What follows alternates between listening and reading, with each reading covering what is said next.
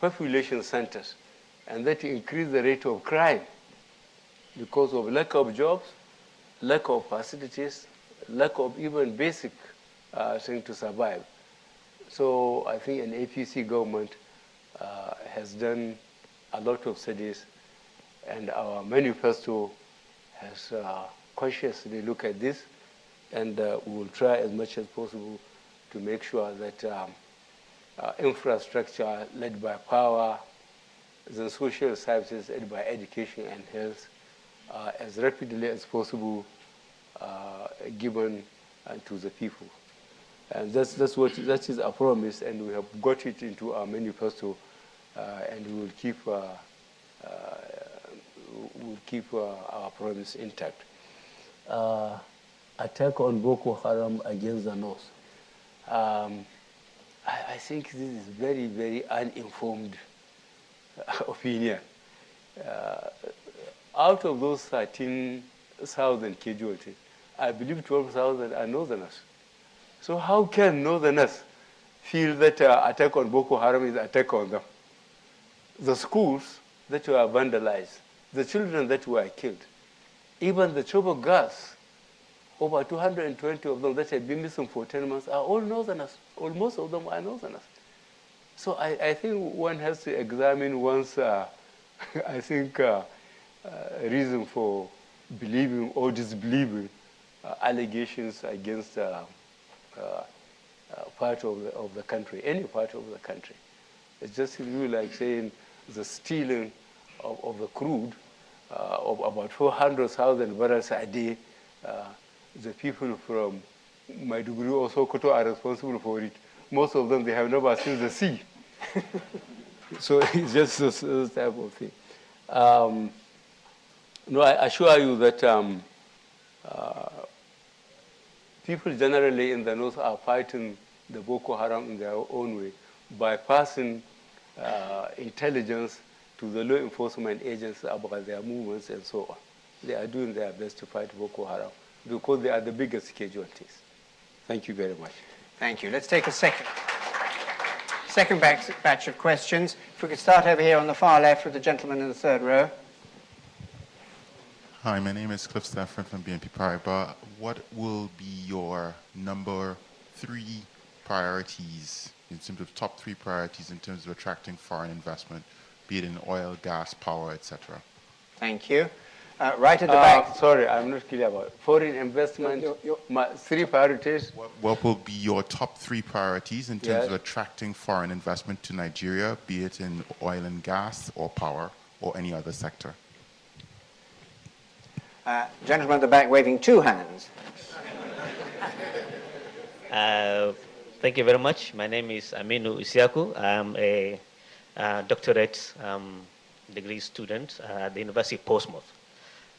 General Sir, you are very known to fight corruption, and that's the problem with that by some Nigerians is that when you take office, you are going to start investigating each and every political office holder from 1960 till date. So how will you clear the minds of such Nigerians, the way you are going to fight Boko Haram when we take office? Thank you very much. Thank you very much. Let's go into the middle here. This gentleman right in the middle who's standing up now. Your question, if you would. Thank you, General Buhari. I'm Abdurrafu Mustafa from the University of Oxford.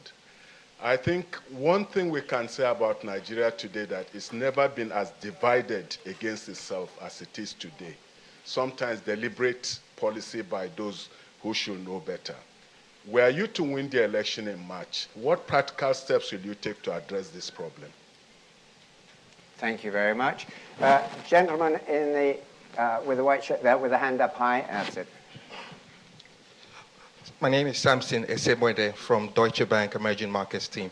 I have a question around the credibility of the election on the 28th of March. Given the postponement, there's been some credibility question mark associated with this election, which would make it difficult to accept the outcome if indeed the elections doesn't go in your favor. My question then becomes, what processes does the opposition party have in place to ensure that the election is free and fair, and that credibility issues wouldn't result to some sort of civil uprising in the country? Thank you. Thank you. I'm going to stop there with this batch because I want General to add two questions that have come in on Twitter, out of many that have come in. First question is from a Mr. Hassan Sani, who says, young people have been engaged in this election in greater numbers than ever before. How will you keep them engaged? And secondly, a slightly lighter note, perhaps, Mr. Olabisi says, what will you do, sir, about the high salaries paid to members of the National Assembly?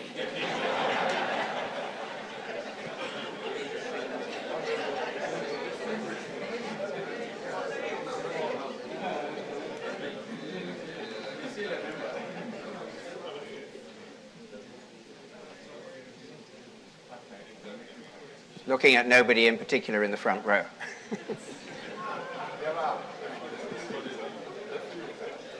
General, do you want to take those? Yes, I think I will have attempt to take this. The first one I have here is attracting foreign investment. I think foreign investment, I think I mentioned briefly in my address here, what they need is what we need, security. Nobody will take his resources in an environment that is insecure. So that is why security is one of our first priorities, to make sure we secure the country and then we efficiently manage it. That efficient management is getting jobs and stopping corruption and so on. So really attracting foreign investment is to persuade the investors world over that Nigeria once more is forced to cooperate with them by securing the country and participating as much as possible to make them recoup their investment, because it's not a question of having a free ride. They don't invest just for humanitarian reasons, let me put it that way. They want to invest so that they can recover their capitals and make some profit. That's what sustains the world economy. So we have to think very quickly and put in place assurances and improve the system so that the environment is made suitable for investment. Corruption investigations. I have tried to win or earn the confidence of those who are scared of me because of previous antecedents. I have managed to visit 35 of the 36 states, and I have held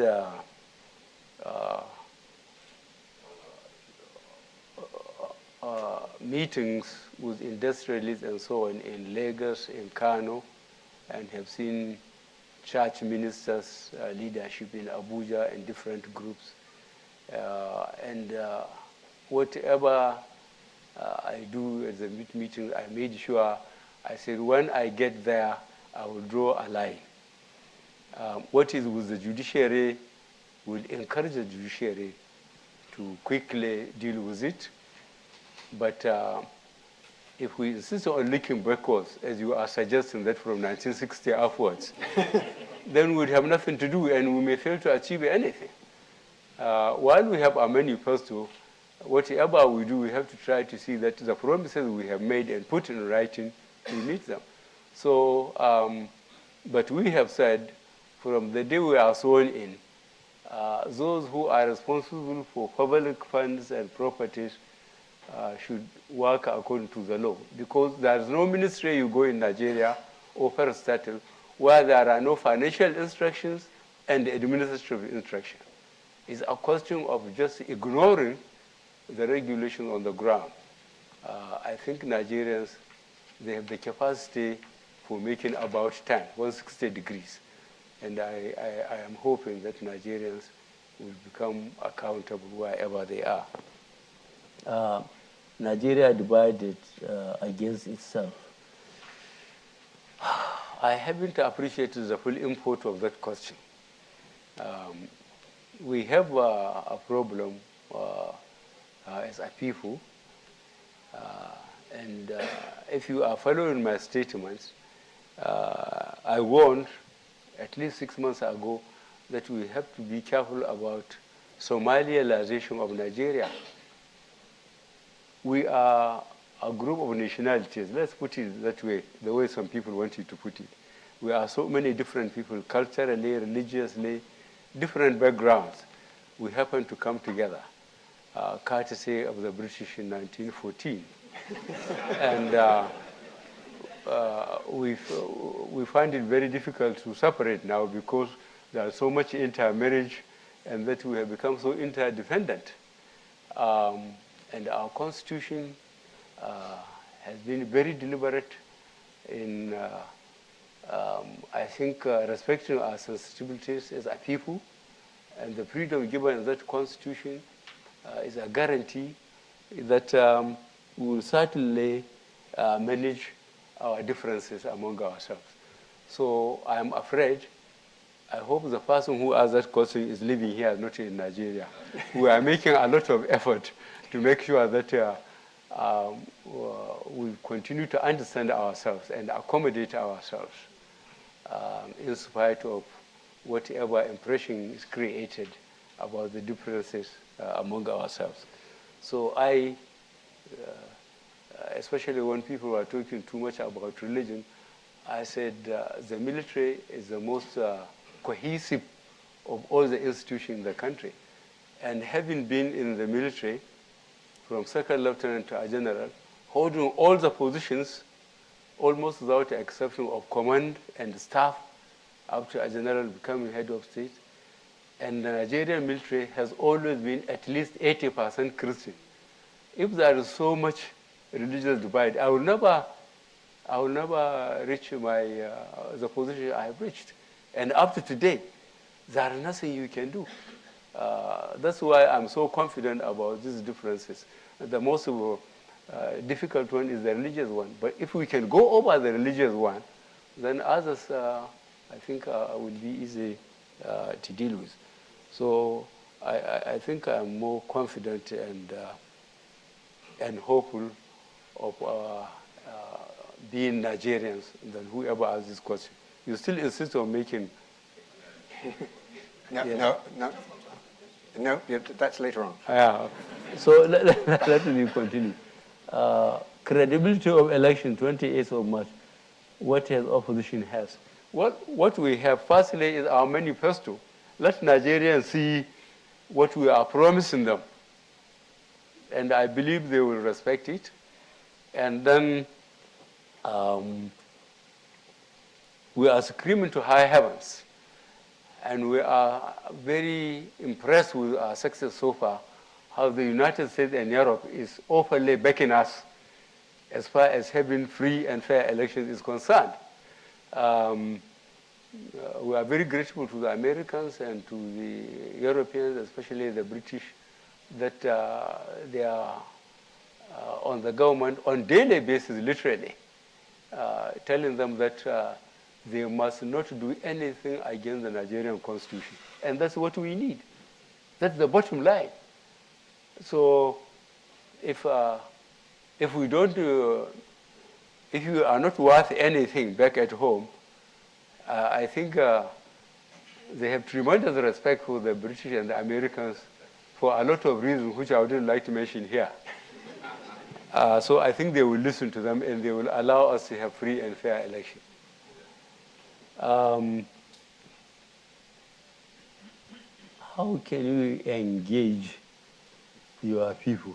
Young people. Oh, young people, that's right, young people. Well, I think wherever I go, I mentioned it. More than 60%, of the Nigerian population are considered to be youth. And most of them are unemployed. And that's the trouble we are in. And when I move throughout these 35 states, how some of these young men and women, from the Air Force to the venue of our addresses, to the House of Community Leaders, how they will be jogging along the buses we are traveling in, sweating, but never getting tired. It makes me even more frightened. If you get those people and you spend 1-2 years and they haven't seen any difference, I think we will be in trouble. So I'm very, very conscious of that. And there is a great incentive for me to work hard to make sure they get something to do, just to be in peace myself. Yes, high salary of National Assembly. There are some National Assembly members here, so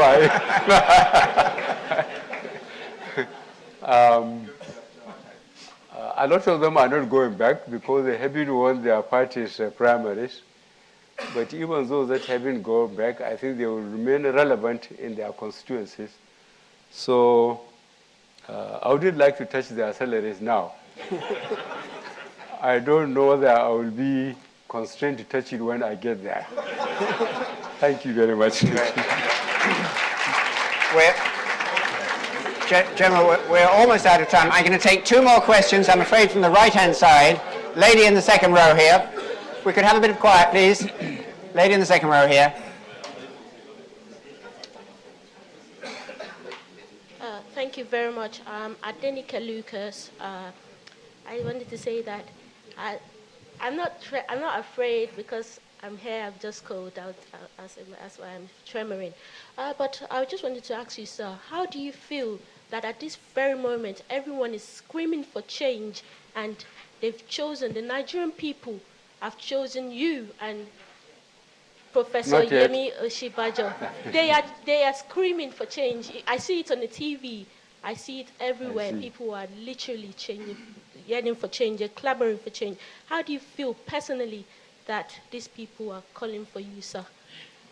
Thank you. And gentlemen standing up in the second row, and then I want to add 2 questions from Twitter, and if we'll have to draw a line, I'm sorry. Thank you, General Buhari. My name is Don Oluyomi Anyam. I'm a leader in APC UK.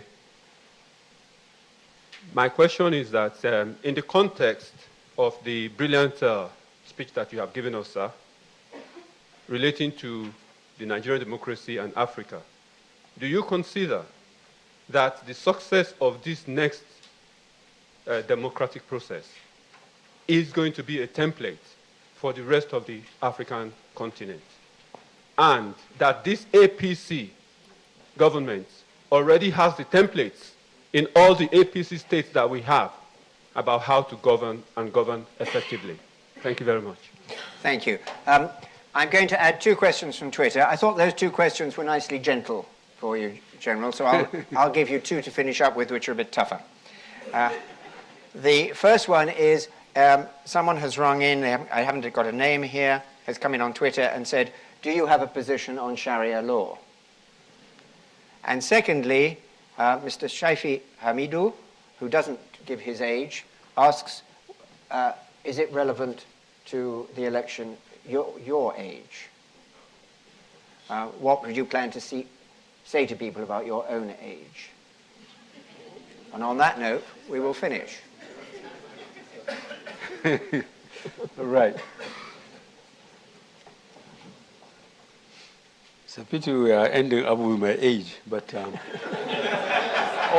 the same, change, how do I feel? Yes, certainly I have referred to the number of young men that have been following our convoys throughout the 35 states we have visited out of 36. And I have mentioned that I'm scared of the high expectation. That's what I'm afraid of, the high expectation. People want change, and the interesting thing about it is across the country. I started my campaign from Bayelsa, the president's state. And throughout south, southeast, southwest, north central, and the 3 geopolitical zones in the north, the crowds, you can't say this is bigger than this one relative to the population of respective states. And that's what makes the high expectation frightening. Because you can't tell these young people that there are no money, or you can't put them input into agriculture or mining, something that will absorb them at least initially. Or you can't improve their schools, especially the tertiary institutions. We are thinking of quickly putting an experienced, competent team as a sort of think tank to quickly advise us how we are going to meet this problem, because it's real and it's coming, and we cannot ferry it off.